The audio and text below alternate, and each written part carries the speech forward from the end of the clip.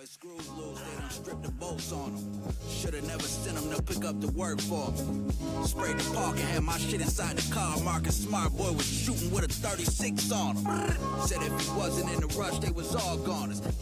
Greetings, Chudlings. Welcome to another episode of Chuddy's Corner. I am your host, Doug Outs. With me as always, Chuddy, at King Chuddy on Twitter. Make sure you follow us both. I'm at Doug_Outs on Twitter. He's at King Chuddy on Twitter. Chuddy, how you doing tonight? Doing really well. Another nice win. Beating the Knicks always makes me feel good, and especially with the way we closed out that game, I'm in pretty high spirits. What about yourself? I'm also doing pretty well. It was nice to see them not let that one slip away or get a little bit closer. So before we get into it, just want to say a special shout out to our sponsor, Nick Perino Real Estate. You can find everything Chuddy's Corner related and everything real estate related at nickperino.com. So make sure you check that out for all your real estate needs. So we'll get right into it. Celtics 114. Oh, also make sure you follow the podcast page at Chuddy's Corner. And you'll get some live updates during the games and all the links to all the different podcasts and things like that. Still sharpening up my intro, so eventually we'll get that perfectly. We'll get that down perfectly. But we'll get right into this one. So the Celtics with a 114-98 win over the Knicks in the Garden. They move on to 8-2 on the year. Obviously, Jason Tatum had a pretty big fourth quarter there. But before we get into all the minute details, Chuddy, what do you think about this game? Overall, left, like I said, with a great taste in my mouth. I thought the way we looked for the most part in the second half, especially in the fourth quarter, was probably the best this team has looked all year. And even in the parts that weren't great, I just thought overall on both ends, tonight looked like the night where the team was the most connected. It looked like they were playing more as a team than as a group of individuals. They had kind of a sense of purpose. They looked like they knew exactly what they wanted to do. And it was funny, I think in the first half, we pointed out that you said, like, we were down by 8, and Scal was like, oh, we're just kind of letting them hang around, even though we were losing. But it honestly did feel that way, because it really did feel like we were playing the right way. It was just a matter of time until we took over. We obviously did. It was far from a perfect game. In the first half, we were seeing kind of a lot of the things that haunt us against the Knicks and teams like the Knicks, where it's almost concerning that seemingly teams like that can almost drag us into the mud too easily, and we're just too talented to do that, but it kind of keeps happening. We're totally playing their game. They were controlling the pace. They were playing nice and slow, taking it way down. Yet again, they were kind of dominating us on the offensive glass, getting second chance after second chances, and then a lot of off their offensive rebounds and a lot of off just ball movement and some kind of us over helping. They were moving the ball and getting a lot of open threes. So it was kind of felt a lot like that first game and a lot like a lot of the meetings did last year, where it felt like we were playing better, but just the little things, the offensive boards, the open threes were just kind of backbreakers that kept them, as he said, in it. I mean, obviously they were winning the game. And they also just weren't turning the ball over. Like, it was totally just valuing the ball. I think I texted you at one point in the first half when we were down 7 or 8. They had 38 shot attempts. We had 28. And, like, the free throws were even. So it's just, if one team is taking 10 more shots, it's going to make what seems like an even game not. And that's really like the whole reason they were winning, was just creating those extra looks by valuing the ball. We had way more turnovers than them at that point. They had way more shots. They were offensive rebounding the ball. So again, a lot of those concerning things. But really flipped the game kind of on its heels in about the last 2 or 3 minutes of that first half.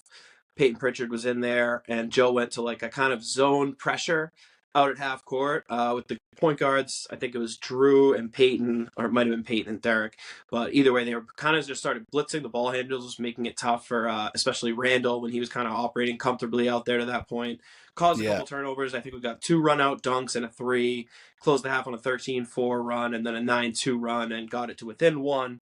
And kind of never looked back from there. Came out in the third quarter, immediately back into that pressure. And it was like the message was clear. We can't just let them dictate the pace all game. We just got into that pressure, made them uncomfortable on offense. We really ratcheted up the defense. They started the same way as they did the first game. Jrue on Randall, Brown on Brunson, which they were doing all right, but I thought they switched in the second half a little bit out of the gate, and that messed with them. Randall and Brunson also really were keeping them in the game in the first half. They were both just making a lot of tough shots. Brunson was lights out early. Yeah, and I didn't think our defense was little bad. bulldog. But yeah, they were both really playing impressive. And then in the second half, that kind of changed. I think the pressure bothered them a little more, especially getting, I think, Brown just a little more size on Randall. It was harder for him to shoot because he was just kind of shooting over Jrue after a certain point. I think he finally realized, like, I'm not, even though I'm bigger than this guy, I'm not bodying him in the paint. So he just started shooting over him. Randall was having a good shooting half. So I think that switching that worked, pressuring him outside more, kind of forcing his dribble. I think Peyton snatched it a few times. White knocked it away. So the defensive intensity was awesome. And I think once they started going to the double on Randall, that kind of really just started to mess with him. I don't think he was prepared for that and knew how to adjust to that. For sure. The pressure, all around the pressure really seemed to help because Brunson was kind of the only guy who you trusted to actually like dribble and make anything happen. And I mean, he was a lot, but it was like anyone else, you could really, really pressure those Knicks ball handlers. And that was working really well. So, I mean, we pulled out to like a 7-8 point lead, closed the third quarter really strongly as well. And then in the fourth, it almost felt like we were kind of cruising, pulling away with it. The Knicks had a couple, I don't want to say lucky, fluky plays, but they kind of did hit 2 back-to-back threes. They got it back to 3 points in the fourth quarter. It was 91-88, even though it felt like we should have been up way more. And then the next possession, Tatum came down, step back 3 and 1. Then Jrue drew an offensive foul. Then he hit a 3, back up 10. And from there, I think it was like a 17-2 or 4 run. It went from 91-88 to 108-92. And that was the game. And in that sequence especially, you just kind of saw the full potential of the Celtics on both ends. It was absolutely smothering defense. Like I said, D. White seemed like he was just getting his hands on everything. Porzingis was contesting everything around the rim. I mean, the guy obviously has his flaws, against big, strong, physical guys, as we saw a little bit at times with the Mitchell Robinson matchup, but he was just kind of playing it perfectly. They were all just, again, moving and seemed so connected. Like the switches were on point, the dropping was on point. A couple of threes here and there, and especially in that third quarter, Quentin Grimes got hot, and that really kept them in the game as well as getting them in the bonus early.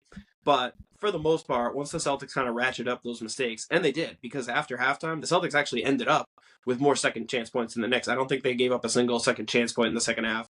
They kept the offensive rebounds very reasonable after a really shaky start. The Knicks still managed to hit threes. The Knicks actually shot 43% on threes for the game and only 42% overall, which is obviously you almost never see, but I think it speaks to how well the Celtics were playing defensively, and it was really just kind of guys getting open, hitting threes, who I think were guys who were kind of funneling shots too. And I think for the most part of the Brunson, it's like if these guys are going to hit shots, we'll live with it. Again, I should obviously say RJ Barrett was out with that migraine. Say what you want about RJ, but he's definitely a pretty good player for them, and he's played well against us a number of times. So that made it a little easier. And the Knicks also did play yesterday coming off a back-to-back, but still good win, good tough team. And it was really good to just kind of pummel them at the end and pull away and really impose our will. Felt good to just kind of establish that dominance where it felt like if it wasn't for that late run, it would have felt like a little bit of an underwhelming victory for how well we played. Yeah. All right. Lot to dig into on that take. Very thorough analysis there. I do think early on Brunson was playing really well for him. I think he had like 11 points in the first quarter, finished the game with like 26. So they obviously did a few things to make him a little bit more uncomfortable. Only score 15 points in the last 3 quarters. That was a pretty big thing for us. I also think the different defensive looks. I think at one point we were even in a zone defense, which was kind of cool. We started off the third quarter with a press that worked out pretty well, aside from Tatum basically rock bottoming Josh Hart, which I'm fine with too. I think that's awesome. I think that's worth any foul right there to get that in somebody's head. I think one thing that we did pretty well this time was we didn't let that motherfucker Emmanuel quickly.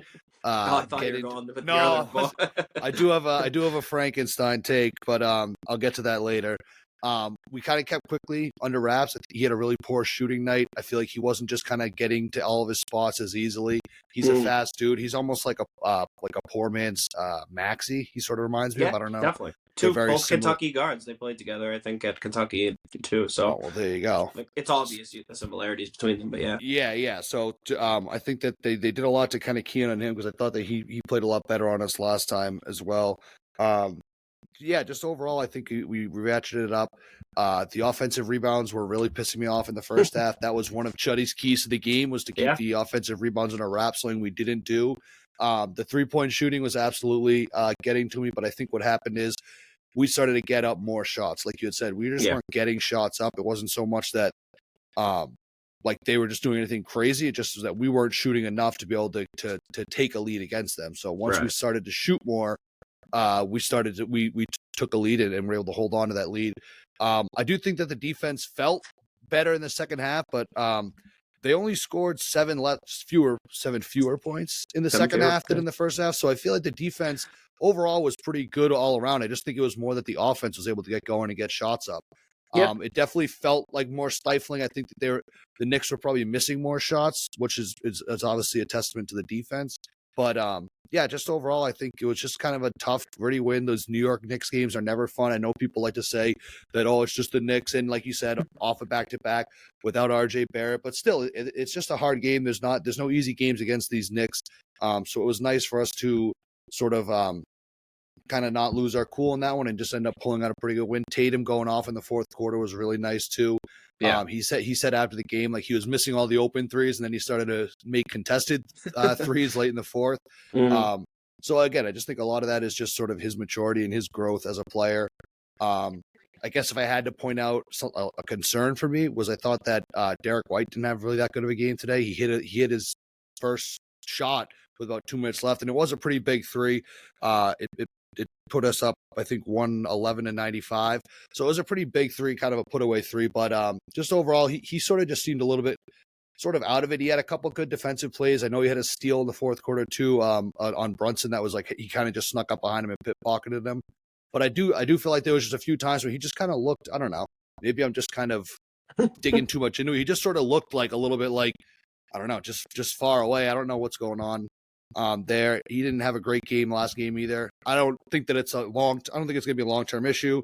I think he still will make plays where he needs to make plays, but shooting wise, I'd like to see him get going a little bit more. So I guess if I had to point out something, a slight concern, because apparently we're sometimes a little too positive, even when the team is 8-2 and we're playing well. Just tell it like it is. I would say, well, no, yeah, and I will, but I do think that Derek White had just had kind of a tough game. Porzingis didn't get a technical, so there's a positive there too. Tatum did though. Tatum did, but that one I think was worth it. Yeah. I think that was kind of a tough call. I do have a thought on Josh Hart's technical, but we can get to that later. But yeah, like you said, I think it was a good win. We turned things around in the second half. We outscored them 62-45 in the second half. So that's how you put a team like the Knicks away. Exactly. Every time they came storming back, we sort of just jumped right back out. It was as a Knicks fan, that's the most frustrating way to go. And as a Celtics fan, we've been on the other side of that sometimes chasing teams, specifically in that Sixers game last week. So it was nice to kind of be on the right side of that. Yeah, definitely. So, I mean, digging into a little of that, we mentioned obviously the keys were preventing the open threes and preventing the offensive rebounds.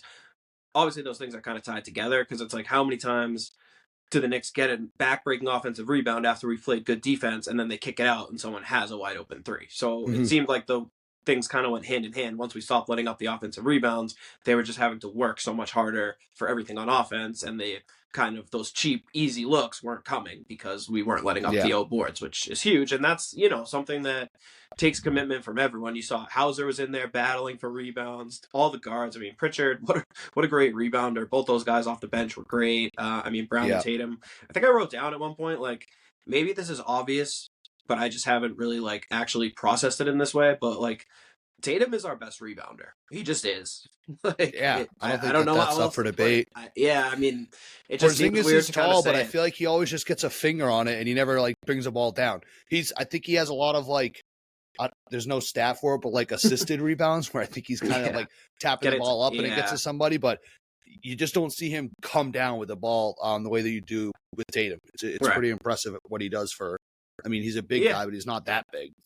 Right. No, it's very impressive. And I think he knows, I think we kind of go through those lapses when either he's out or he kind of forgets how important it is for him to rebound. And I think part of that, obviously Porzingis is much bigger than Rob, but Rob was just such a vacuum for rebounds down there that I think when he was in there, like guys like Tatum and Brown probably knew we can kind of leak out. Rob is just going to snatch everything in sight. Whereas now I think they have to remind themselves at times like, oh yeah, I have to get down there and rebound because I'm like one of our best rebounders. Do you think that like, do you think just like being down there in the paint more, getting rebounds sort of translates to like their just willingness to kind of be more in the paint on the other end too, on offense and stuff too? Because I feel like, I don't know, It's just maybe they're I just mean, kind I of think getting it more can. I think comfortable in it's that natural. area. Yeah, I think I it's don't think it's natural like when a you're down direct. It there. might just be like you're not even realizing it. Like you're Right. just sort of down low, banging around for rebounds, banging dudes, as Charles Barkley would say, for rebounds. That when you come down the other end, you're just sort of like Mhm. that contact. You're not so concerned with it as much. I don't know. I don't know if it's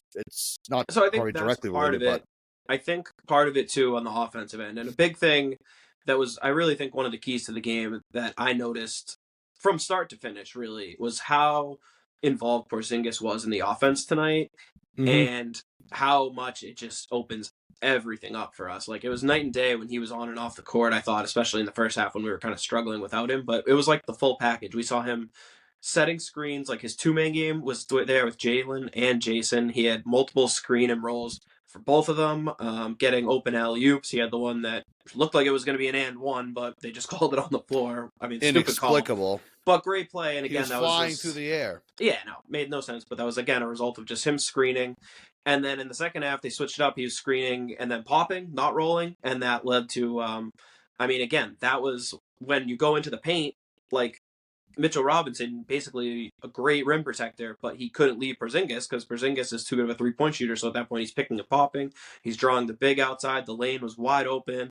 That was just beautiful to see. They were running the dribble handoff play with both of them, which I've been wanting to see. He had the forceful putback dunk. He hit threes when he had a mismatch in the post. They went to him and he was putting those post moves on display. Even not a mismatch. I mean, even Mitchell Robinson, if he gets in there, he knows he could just do that little jump hook over him. Yeah. No problem. Great touch around the basket. So again, it was really like the full package on display offensively for Porzingis, and it feels like they're just kind of scratching the surface of all the things they can do just with him out there with a guy like that and the threat he poses. How much that should make the game easy for both of Jays. And tonight was the first time where it was like really seemed like they knew that and were just going to it over and over again and generating great looks every time. Another thing, he was a plus 19 on the night too, so I know that you know plus minus is the ultimate. When it's good, you use that stat. When it's bad, you just kind of say, "Oh, that's a silly stat." No, but it was past the you could tell. Yeah, exactly. Go ahead. Yeah. What was your other point? Well, and then also it's, I mean, partly related to that point, but a little bit different is that also when Porzingis is outside, you could see it a couple times in the first half, a few times in the second half, and then kind of just became a bread and butter action was just getting Tatum kind of isolated in that mid post, sending it into him with Josh Hart on him, who Josh Hart is a great defender and has done last year a really good job on Tatum. But again, this was just, they were throwing it into Tatum. He would start posting up, and Tatum at this point just expects to be double teamed.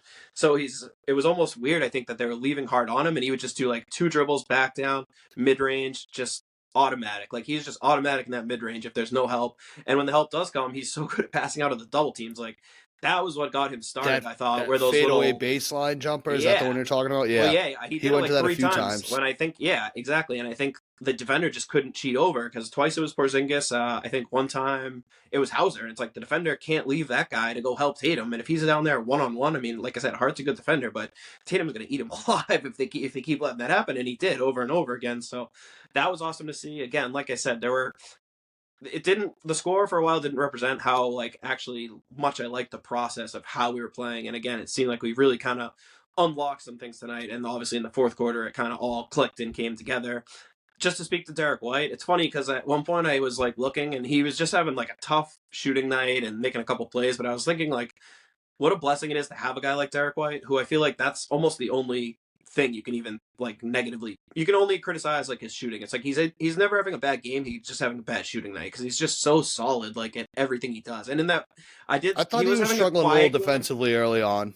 A little bit, I think, but I thought in the fourth he was just so good, and he was such a big part of that run. And he made that one play, like you said. It seemed like he did it like three times, where he just kind of snuck up on the guy after they got a rebound. It would get us an extra possession, like little things like that. And again, we really usually don't need his offense, especially on a night like tonight where both Jays were pretty good. Porzingis was good. We were getting points from Hauser off the bench. The big three had a great night. I thought Pritchard was awesome too. He didn't score a ton of points, but I loved when he went in there. I mean, this is what you're looking for from the bench. This is what we said. It's not just the shooting. This is what we want to see. He brought so much energy. It seems like Pritchard comes in and it's like an auto press. As soon as he's in, they start pressing or doing some weird zone, like a trapping D. And it's just working. It's messing with teams like him and Jrue, him and Derek, basically any combo of the guys that are out there. Saw a nice little couple two-man game connections between him and Hauser out there. They've obviously got some experience. Interesting, again, it was just Al Pritchard and Hauser off the bench. That was it. 8-man rotation tonight felt kind of, it's early, but kind of what like they want the rotations to be again, where it was Hauser and Al were the first guys who came in. It's funny too how it's been like Jrue and Al are the guys who like share the matchup, whether it was, Randall tonight or it was Embiid last time. It's like that's Drew's guy, and then he goes out, Al comes in and he covers him, and those are the only guys who cover it, those like big guys. I know they switched it to Jalen, but it kind of got me thinking, like when we play Giannis, I think are we just going to straight up start Jrue on Giannis? Like, I wouldn't be surprised. I mean, we used to do it with Marcus, God rest his soul, and I mean, I feel like Jrue has been pretty much where we used to do that with him. He's kind of been stepping up. I don't think that he's going to shy away from that opportunity. Right, and I don't think we're going to start Horford. Like, it's definitely not going to be Porzingis. So it's I don't know one of who the Jays. it has to be. Yeah. So it's probably going to be True. I mean, it could be Jalen. Jalen's put on, or not Jalen. Well, maybe Jalen, but I meant to say Tatum just because Tatum's put on. I think either one of the Jays could do it. I just think they'd rather not overtask those guys defensively if they don't have to, especially when you have so many other good defenders. So I bet they'll start with Jrue on him, also just like to mess with him. Yeah, so I'm sure those guys I think that's a guy too with obviously you can't leave Lillard like open and stuff like that, but I think the rest of that team offensively, like I wouldn't be afraid of putting a lot more traps on Giannis and stuff like that in games. Right.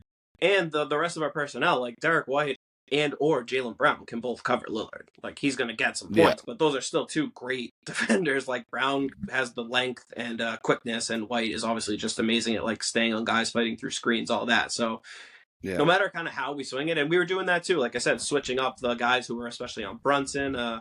You mentioned Quickly too. It seemed like they realized Quickly loves to just drive into people's bodies, force contact, and then kind of fall away for those like almost hook layups. And it seems like we kind of just figured that out. And Porzingis was almost just like baiting him into it and then just contesting so high and basically daring Quickly to be like, all right, if you can make this like finger roll, lofting it over the backboard, like good for you. And you just, it seemed like they kept rolling off the rim. So it's like I said, it's nice to see them kind of grow in real time. And it's like we're actually watching them learn together. Because I mean, I know during an NBA season, these teams don't really like practice a lot. They have shoot-arounds and walkthroughs and stuff. But I think a lot of the learning and growth, we're going to see it right in front of our eyes on the courts during game action. And we saw it tonight. And again, in that fourth quarter when they cut it down to 3, and that was this time where in years past, a team like this, we could have wilted. And against the Knicks, you kind of expected at that point, like, shit, buckle up. We're in for a dogfight somehow. And it went the other way again. I mean, Tatum was the headliner, but I thought it was just kind of almost like everyone played really well, fit into their role, did what they wanted, top to bottom. Like, I feel bad almost not singling anyone out. Like, Jrue was awesome on both ends. I thought Jalen did a lot of good things on both ends. Just, again, so many positive takeaways, and just felt really good to close them out the way we did. Leave no doubt. I think, I agree with all of that. I do think it was one of those games that it felt closer until the buzzer. You didn't really feel comfortable just because of our past experiences with the Knicks. I do think one guy we should definitely single out is Hauser. His shooting has just been lights out. He's just a straight up guy. Yeah, like he's just a straight up part of the rotation. Like we were texting a little bit during the game too, and you had sort of mentioned like we've been looking for a while. We've had a lot of guys who can come in and hit shots, but who aren't necessarily as good defensively. I think that he's been able to come in to be very good defensively. I think people don't realize how good he is defensively, which creates a good situation for him because teams try to like attack him on offense, and they just end up kind of getting just a bad shot or a bad possession because he's sort of prepared for it. I think part of that might be that this is a guy who now for 2 or 3 years has been in practice going against guys like Jalen and guys like Tatum. So definitely. For him, when he's out there and all of a sudden he has fucking DiVincenzo trying to take him to the rack or something like that, he even had probably feels a lot easier. It's Randall. Like you take the weighted jacket off and go for a run, So definitely, I think Hauser, I think that some of those bench guys, I think there's going to be ups and downs. There's going to be streaky periods. They kind of both had a slower start, but he's found the shot. I think the roof would have came off the Garden if he hit that shot at the end of the third quarter. I know. It almost did. Yeah, so that would have been really nice. But I think Hauser definitely, just deserves at least a little quick credit. Not that I think you were leaving him out, but like you said, there was just so much other good stuff that it's kind of hard to point out everything. Hauser was awesome. So. And it's easy to get lost with how well we played at the end. But in the first half, when we were struggling at least to make shots, again, I liked the process, but when we were losing and we weren't making shots, Hauser, again, for the second time this year, seemed like kind of kept us in a game almost single-handedly with just, it seemed like the Knicks were dying. That's what he needed to do, double digits exactly over what you and need over. Those guys to do. 12 points for Hauser, 4 for 6 from 3. And all timely. Can't ask for much more. Yeah. Yeah, I mean that So second half again, only allowing 45 points and a half is absurd. And I know a couple of those threes at the end were just like garbage time. Like they really, really put the clamps down, and it really was just eliminating. Stop turning it over. Stop giving them easy, second chance points and this and that. And like goes to show, we again ended up with 34-18. We won points in the paint. 15-14. We won the second chance points. And then to speak to how good the Celtics offense was, we shot 51% from the field, 44% from three, and only missed one free throw the whole night. So, like I said, on both sides is really what you want to see, and it still feels like we could play better. yeah. One other just Celtics note I have on it. So early in the game, when Porzingis got called on that foul on Julius Randle, it almost looked like he was limping a little bit. Mm-hmm. But then towards the end of the game, he stayed in the game. It looked more like not like a ligament thing, but more like he got like a knee to the like a Charlie horse type thing. But I noticed at the end of the game, right before they took him out, it looked like he was kind of limping a little bit there. So I don't know if that's something just to keep an eye on. I think like that'll be something to keep an eye on all year. Well, yeah, how he's walking and stuff. But I do think that it might have just been sort of like a bone bruise where it's like as the game was winding down, that adrenaline sort of coming out, and that sort of bruise is starting to feel like something. But just with the Philly game coming up, it's definitely something I want to keep an eye out for. But like you said, we're going to be worrying about that every time he goes down to the floor. It's like your heart stops for a second.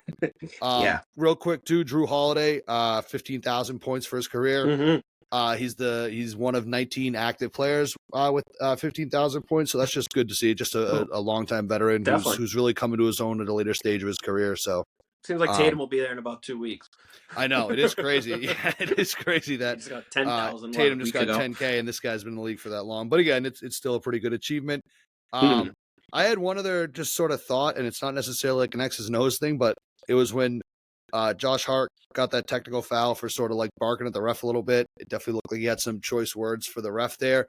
And so Tatum goes up and he shoots the free throw. And I'm just kind of thinking to myself, like, I feel like that's for a player, that's kind of like a good deal for you. Like, you get to just tell the ref basically to fuck off. And like at most it costs you a point.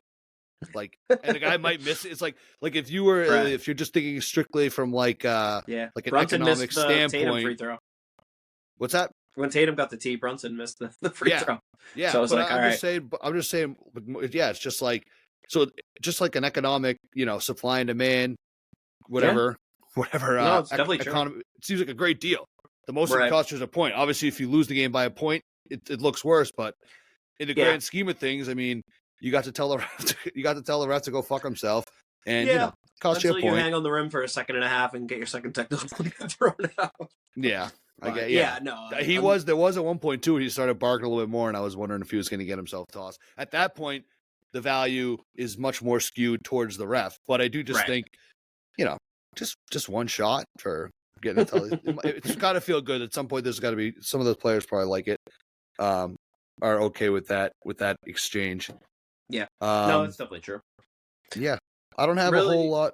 Yeah, I only had a handful of other things. One was just how, again, huge run to end the first half to get it. Like, again, we were down almost double digits and had back down by 1 at halftime. And then again, the third quarter, we kind of let them linger around, went on another big run to close out the third quarter, and then obviously finished the game in the fourth quarter on like a 25-7 run to close it out. So I'm again, that's just the mark of good teams is closing out quarters. And it's just crazy. It makes such a big difference. Like, NBA halves can seem so long, and it seemed like one team could be outplaying you for 22 minutes. And then in those last 2 minutes, when you can kind of turn it on and just erase all of that work, like, that is what championship teams do. And again, I know it's early, but just to see the Celtics routinely doing things like that to end quarters and kind of upping their urgency in a way that, like I said, that's like championship medal, stuff like that, I think goes a long way and is very important. And to see them do it, this isn't the first game, but tonight it was like every quarter after the first, they closed in such a big way. And that's another thing that just has to be so demoralizing for the opponents. Like we said, how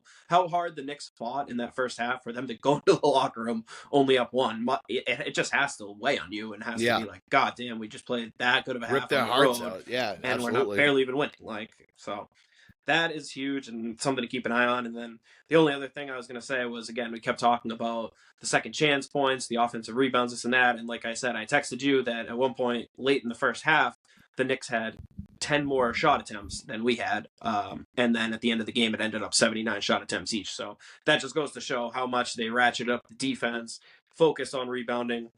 So again, I mean, I was getting a little concerned watching that, where I knew, if I'm saying it should be a point of emphasis, I'm sure the coaching staff is noticing that too. So it's kind of concerning when it's like, okay, we know that this is kind of the only way they can beat us, and we're still letting them do it. So the fact that we were able to ramp it up, and it seemed like everyone did kind of just up the intensity. And again, I mean, to win the second half, would you say the score was like 62-44 in the second half is pretty damn dominant against, a good team who's a rival and who plays that kind of tough style that seems to be the style of basketball games that we always struggle with. Yeah, you absolutely nailed it on the things to watch for. So just a quick plug, we're going to start having Chuddy's keys to the game before every game. So today's where take care of the ball, box out, don't let those offensive rebounds happen, and the defending the 3-point line. So I think all three of those things came in, like you said, if you're mentioning it, the coaches probably were too, and they sort of, after a rocky start, kind of ratcheted down on that stuff. So great keys by you, and we'll keep those coming for you guys before every game. So yeah, I don't have really much else to add about this game besides just that it was a great win, and hopefully we can carry that over. Was an opportunity maybe looking ahead to the Sixers, didn't do that. So a big test coming up. We'll get into the Sixers at the end of the podcast, a little preview of that. But I guess now I'll pass it over to you for anything around the NBA. I have a few things, but I'll let you go first because you might cover a few of those anyway. Yeah. A lot of around the NBA stuff tonight. I'll try to rip through it as fast as I can. So first, we'll go back to the last game. Again, we got to clean up our loose ends. So right after we went off the air last game, we saw that the Raptors, and specifically, I guess, Dennis Schroeder, were kind of annoyed and pissed that Joe had called that challenge with 3 minutes left in garbage time, which we had actually talked about on the pod and kind of laughed at what a sicko that Joe is. And the Raptors took offense to it. But I actually thought the way Joe put it afterwards was perfectly, that he said, like, my responsibility is to coach my players. They're out there busting their ass. Like, I want to show them that I care. He's like, and it's true. Like, the players were passionately playing defense. They were calling for the coach to challenge. Like, him challenging is showing, like, yeah, I'm still here coaching you. I trust my players. So I thought, I'm totally fine with that. I don't care. I think it's, I'm 100%. I think shut the fuck up.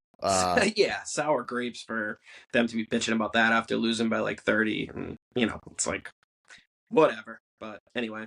Then a couple other little Celtics things. I saw it was nice that they named the media center after Heather Walker, who passed away. That was nice. They had the Heather Walker shirts on today. So, nice little moment to see. There was also a nice story about the emerging bromance with Jalen and Porzingis, who apparently live in the same building, commute together a lot. Sounds like they're hanging out, getting to know each other. So yeah, I wish a sucker for those kind of stories. I wish I saved the tweet, but so I could give the person credit for it. But I saw like someone said that they're sort of just picturing like Jaylen Brown almost being like a Jerry Seinfeld, and Porzingis just like sliding into the door like Kramer or something like that, and just like going into his fridge.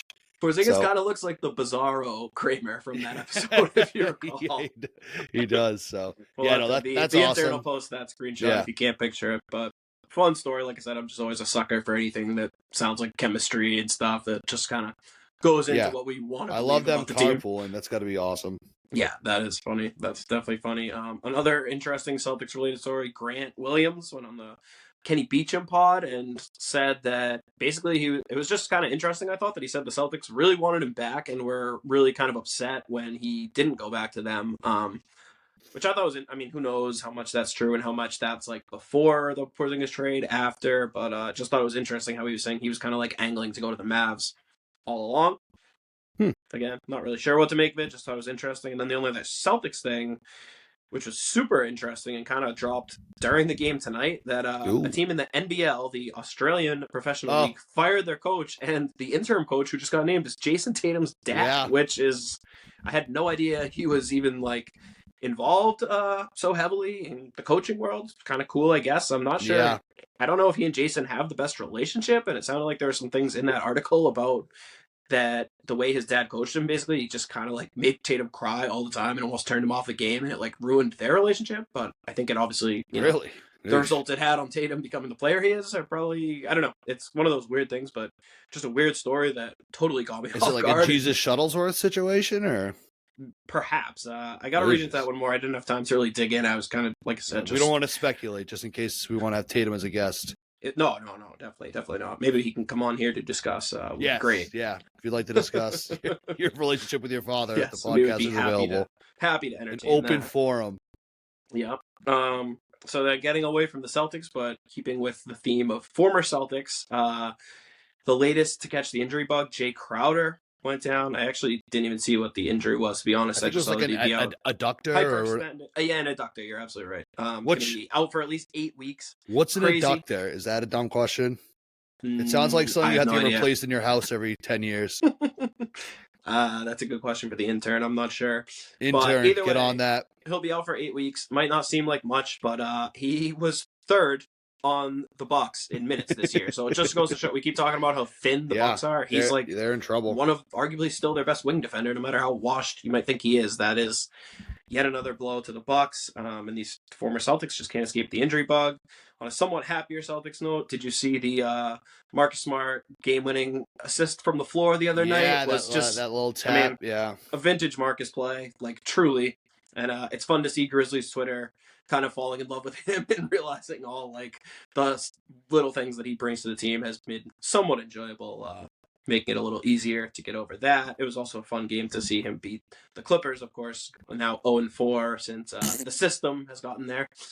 So that was cool. And then you're seeing the reverse effects of the system on the other side. The Sixers just look like the best team and the happiest team in the league. Most recently, last night, Tyrese Maxey goes 50 points. He had 50 points, I think 7 assists and 5 rebounds. Maxey, I mean, we've already talked about him, but he's legit. Like, he might be an all-NBA guy at this point. He doesn't turn the ball over. And I'll put my hand up. I thought that guy was just like, I didn't think that he would turn out to be anything last year. He just seemed like one of those kind of thorn in your side guy, but he's... Yeah, he seemed like a spark plug really off the bench scorer, and that was kind of it. But it's like, again, now the Harden trade looks that much better because it's just opened up them to use Maxey this way, and it's like, oh shit, we already have the star, was here hiding in plain sight. So hated as a Celtics fan, but impressive stuff to see for the Sixers. All right, what else we got? Let's swing around here's one for you. There's 4 teams right now in the NBA that are top 10 in offense and defense. Celtics, Sixers, Nuggets. Who do you think's the 4th? Timberwolves. Good guess, but no, their offense is not. It is the Houston Rockets. And they've won 6 in a row. They beat the Nuggets last night. Alperen Şengün looks like a baby Jokic. Ime Udoka. Şengün, that's a great name. Yeah, the Şengün. No, he's amazing to watch. And again, what a blessing by them also that Brook Lopez stood them up in free agency, because Şengün is like a star in the making, if not already. He's amazing.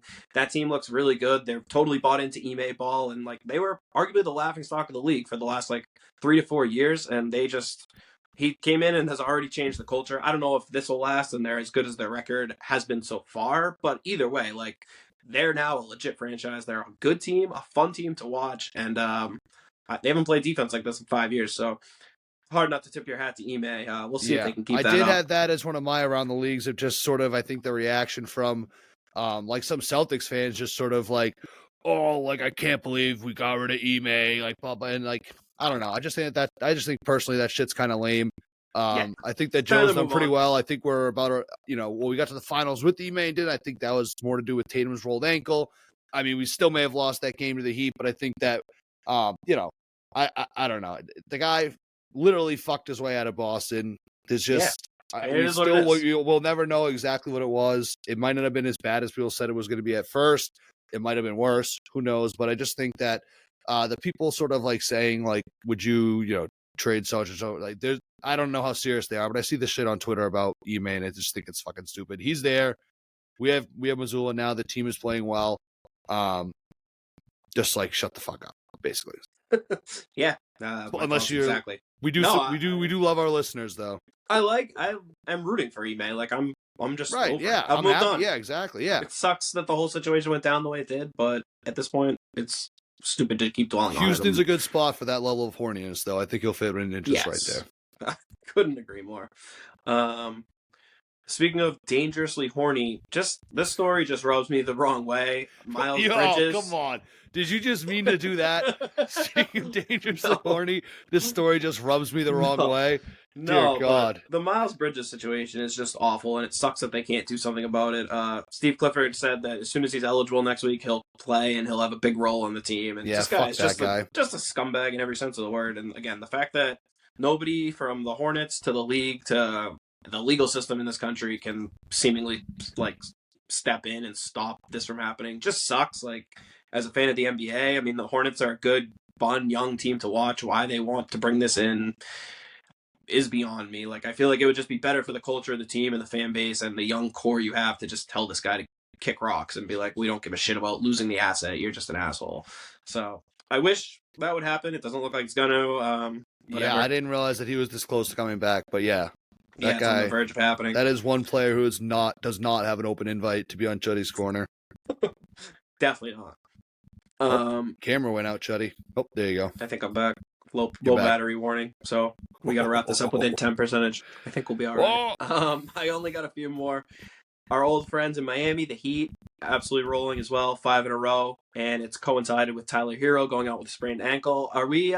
Is that just like too obvious to even say? Like is he not enough of a star to say it's like a Ewing theory type situation where they're just clearly better when he doesn't play, no matter like. I don't think he's a big enough star, but yeah, I mean, I think that it definitely looks that way. I mean, they played pretty well without him last year in the playoffs, and it looks like they're playing. And it's given our boy Cardinal Richelieu or whatever Jaime Jaquez. It's given him a chance to kind of show up. That guy just is a prototypical guy that's gonna fucking piss me off if we play him in the playoffs. So, oh yeah, absolutely. Yes, I can already tell. 100%.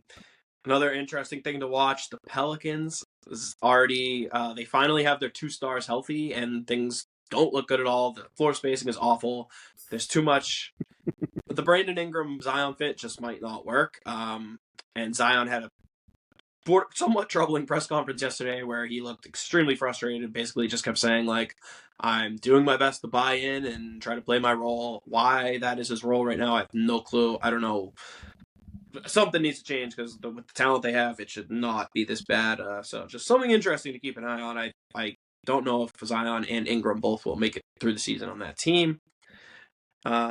Update on Kelly Oubre. We obviously broke the news the other night on Chuddy's Corner that he was hit by a car. We now know that he was released from the hospital, bruised ribs, and some other smaller injuries. So luckily he is okay. Like a hip and a leg injury too. Yeah, he'll be out for a while, obviously, but I guess all things considered, lucky that that's all it was. It's a hit and run situation. So I mean, really just like a shitty situation, typical Philly.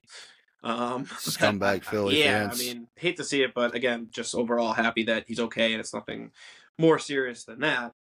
And then keeping it on the Philly theme, that's obviously our next team. Keep in mind that Philly will be playing tomorrow night, Tuesday, against Indiana again in an in-season tournament game. So we will be catching Philly on the second night of a back-to-back. I guess that you could say the schedule has been kind of nice to us lately, but we'll see how much that ends up mattering. Just kind of something to watch. And then the last thing, again, on that Oubre situation, wanted to mention one of our fans reached out and said they had a potential lead on the suspect in the hit and run against Kelly Oubre, and they were wondering if that might have been former Celtic Kelly Olynyk. I can't confirm that. He is on Utah right now. I bet he still loves the Celtics, and I think Danny still does too, so he definitely could have sent Kelly to carry out the move. I don't know. I think if that was the play, maybe aim a little. They got into it like a while back in the playoffs, right? That's what that joke. Okay, yeah. I thought I remembered that.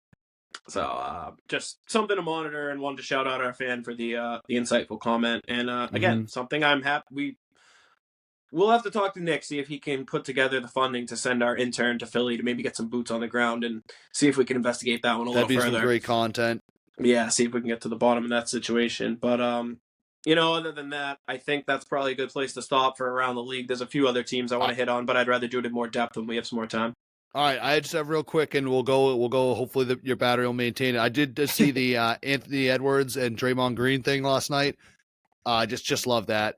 I heard someone like you know what I'm talking. So for anyone who doesn't know, Anthony Edwards got fouled by Draymond going into the hoop, and then Draymond just sort of was like giving him like what the fuck are you gonna do, blah blah, just being his typical fucking idiot self. And the audio kind of on the floor around Anthony Edwards, I'm sorry, just sort of saying like nobody is like scared of you, like you're not like whatever. And then he proceeded to have like a few plays where he went straight at Draymond and got right to the hoop after that. So it was just kind of awesome to see Draymond's antics sort of not really have the intended effect and arguably have a more negative effect. So, Anthony Edwards is definitely becoming one of my favorite non-Celtics players, despite the fact that he played pretty well against us the other day. But yeah, just not a fan of Draymond. So no, that was a great guy. I know you're not. I know we disagree on Draymond. His antics obviously are like annoying, but that's also when he got kind of kicked out of the game the other day, he was like cheering himself on, like shut the fuck. I mean, that's just at this point he is who he is. And it works well for him a lot more than it doesn't. But when it doesn't, it's very easy to clown on him. Yeah, and I mean, props to Edwards again. Edwards is shout out to the new media though, dude. But yeah, I'm still very pro new media, but that guy. Sometimes I just think that. I know. I feel like that role that he played was a lot cooler when it felt like it was just natural. Now I feel like it seems like it's a little bit forced sometimes. Well, so I will get into it, I guess, because the Warriors are one of the other teams I had on the league list. Now that we're there, I mean, I think Draymond's doing this stuff because I think he's trying to cover up some of their holes where Curry is playing like still one of clearly the best players in the world. The guy is just no one else. Exactly. Wiggins has been like he's fallen off a cliff. Of course, he sold his soul, I guess, to win that ship and play like he did against us because he looks so bad right now. He's almost unplayable. Clay is, I think I'd take Sam Hauser over Clay at this point. Chris Paul has actually been awesome, but again, dirty player. Well, whatever. Say what you want about Chris Paul, but I mean, he's obviously we don't have enough battery for our Chris Paul. We don't have enough for that, but he's been, and I mean, the fit with him on the Warriors has been amazing. That's been part of the reason they're good. But other than him and Curry, who are both very old and very small, they literally just have nobody who can get to the rim, nobody who can create shots. And I mean, again, without setting everything up for Clay, no one who can shoot. So I don't know. That's going to be very interesting. I feel like they kind of have to do something, and I think that was part of this. Draymond like trying to do things to light a fire, try to play little mental games like that, and I just don't think they have the talent and the rest of the guys to back him up anymore. So interesting situation to watch because Curry is too good to just toil in mediocrity. But I'm not sure what they do. Like, do they actually get rid of Clay after everything he's done? Do they just let the ship sink? Like, I don't know. Just a very, very interesting situation to monitor. Kawhi is going to demand to be traded there. I have no idea if those contracts work out at all, but I mean, I think they could make that work. Yeah. You heard it here. First reported by Doug Outs on Chuddy's Corner. I don't know. We'll see. I mean, those are both teams that I don't know why the Clippers would do that unless things got really bad, or unless he demanded it. Contract. What's that? So Kawhi is not under contract. It's a contract here for Kawhi and PG and Harden and Westbrook. So all four of those guys are expiring. So everyone kind of just assumes Ballmer will re-sign them because they have the new stadium and he's going to want to, run it back with stars to sell. But this could go so south that they just say, fuck that. And like you said, if Kawhi is the one to be the first one to say it, get me out of this awful situation. Maybe Golden State's Curry and Kawhi could be semi-interesting. I don't know. That seems like that's just shot in the dark. I just want to say it now in case it happens. I can take all the credit for it. You got it. No, that would be a fun idea. Certainly, I'd love to see the pairing. Would be fun. But yeah, all right. So I'll let you go just so we don't end up losing you there. One last thing, we don't even have to talk about it, but Joe was rocking a hoodie after the game that just said plain and simple on it. I have no idea what that means, but I want one of those hoodies. I have no idea. Don't you though? It says it all. What else is there to say? Yeah, exactly. Yeah. That's it. Plain and simple. Plain and simple. I want one of those hoodies. Christmas is around the corner for any chudlings at home. So yeah, that'll wrap it up for us, folks. Thank you for tuning in. Went a little bit long tonight, so those of you that are still with us, we appreciate you listening to the podcast all the way through. Again, Celtics win 114-98. They move to 8-2 on the season. Night off tomorrow, and we'll be going on the road to Philadelphia to play the Sixers on Wednesday. Looking forward to seeing all of you after the game, and looking forward to talking with you about it afterwards, Chud. So have a good rest of your night. Everyone, take care. Peace out, Chudlings.